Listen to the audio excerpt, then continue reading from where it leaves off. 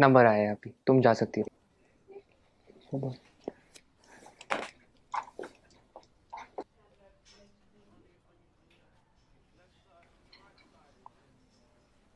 आप software engineer हो क्या? आप लोगों ने देश में कितनी तरक्की लाई है, सब कुछ कितना एडवांस हो गया है। थैंक्स। आप लोगों को देख के तो मैं एकदम हैरान हो जाता हूँ। आप कंप्यूटर में अंदर कुछ कोड करते हो और बाहर दुनिया बदल जाती है। इतना आसान नहीं है दोस्त, ये कुछ कोड का काम नहीं है, काफी मेहनत जाती है इसके पीछे।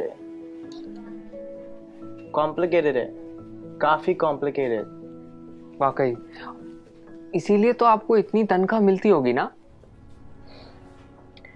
Why does everyone just sees the money in it? इसके पीछे की मेहनत कोई नहीं देखता। हम हिंदुस्तानियों की सोच ही छोटी है। जस्ट बिकॉज मैं पूरा दिन एसी ऑफिस में होता हूँ और ऑब्वियसली मुझे पसीना तो आता ही नहीं होगा, right?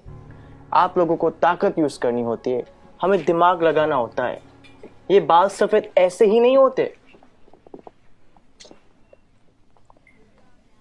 Let me give you an example. वो ईसीजी मशीन देखो, सब कुछ कंप्यूटराइज्ड है। आपके बॉडी में क्या क्या चल रहा है सब कंप्यूटर से निकाल सकते हैं। प्लेन की, ट्रेन की, लाखों रिजर्वेशन ऑनलाइन होती है। बैंक के ट्रांजैक्शन सब एक सिंगल डेटाबेस में। Data integrity, locking, data security. कुछ आइडिया ये सब डिजाइन करना कितना कॉम्प्लिकेटेड है? और आप कह रहे कि कोडिंग करना आसान है। आप ये सब कोड करना जानते हो?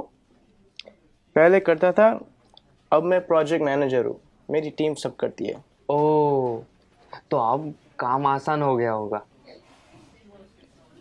इस फील्ड में कुछ आसान नहीं है, जितना ऊपर जाओ उतनी ही रिस्पॉन्सिबिलिटी बढ़ती है, काम बढ़ता है, स्ट्रेस बढ़ता है।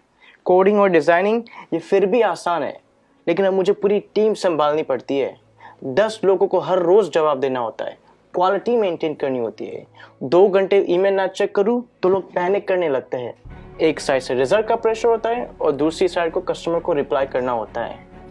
रिक्वायरमेंट्स बदलती रहती है और यूजर्स को कुछ और चाहिए होता है, और आपका बॉस कभी सेटिस्फाइड नहीं रहता है। दोस्त, शायद तुम्हें पता नहीं है टेंशन और प्रेशर साथ में हैंडल करना कैसे होता है।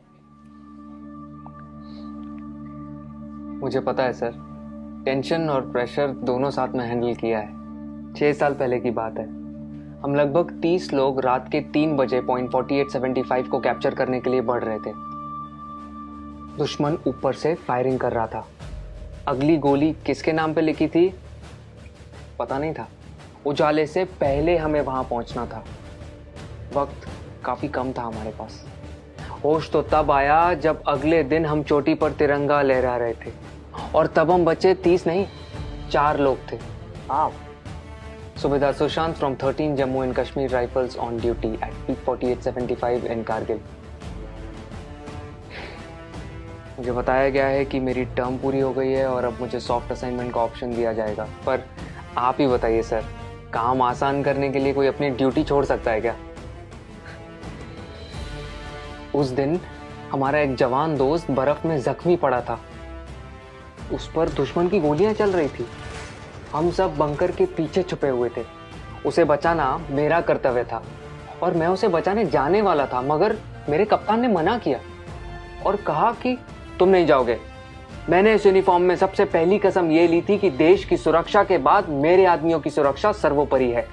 ये कह के वो खुद चले गए। उस जख्मी जवान को बचाते बचाते हमारे कप्तान शहीद हो गए।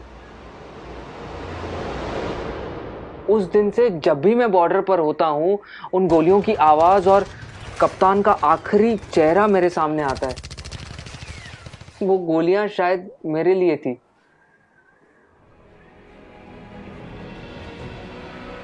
टेंशन और प्रेशर दोनों के साथ काम करना जानता हूँ मैं। Sir, can you please go on? Yeah, sure. It was nice meeting you. Thank you for your service. जय हिंद। जय हिंद।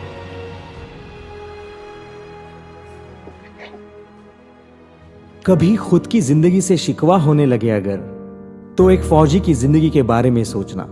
खुद की हर मुश्किल आसान लगेगी। जो खुद की सांसें दांव पर लगाकर पूरे देश की सांसें चलाते हैं, हर वक्त जान हथेली पर होती है फिर भी हमेशा मुस्कुराते रहते हैं। जिन्होंने डर को भी डराया है और देश के लिए जीना क्या होता है, ये इन सरहद के पहरेदारों ने हमें सिखाया है। तो अगली बार जब कोई चुनौती तुमसे तुम्हारा सुख चैन छीनेगी, तो एक फौजी की जिंदगी के बारे में जरूर सोचना। खुद की हर मुश्किल आसान लगेगी।